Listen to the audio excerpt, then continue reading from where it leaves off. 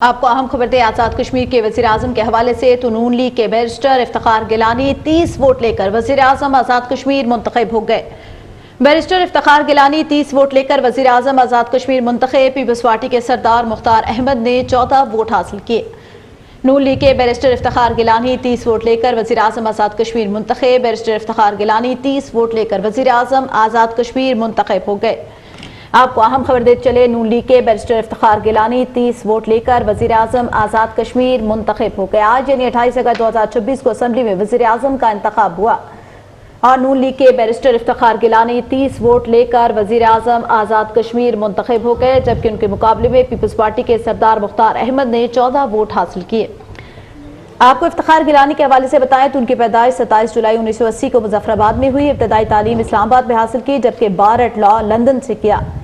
وہ حال ہی میں ٹیکنوکریٹ کی مخصوص نشست پر آزاد کشمیر اسمبلی کے رکن منتخب ہوئے۔ نواز شریف نے انہیں مسلم لیگ نون کی طرف سے وزیر اعظم کے امیدوار کے طور پر نامزد کیا تھا۔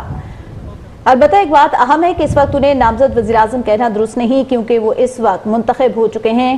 آپ کو بتاتے چلے اس حوالے سے کہ بیرسٹر افتخار گیلانی 30 ووٹ لے کر وزیر اعظم آزاد کشمیر منتخب ہو گئے۔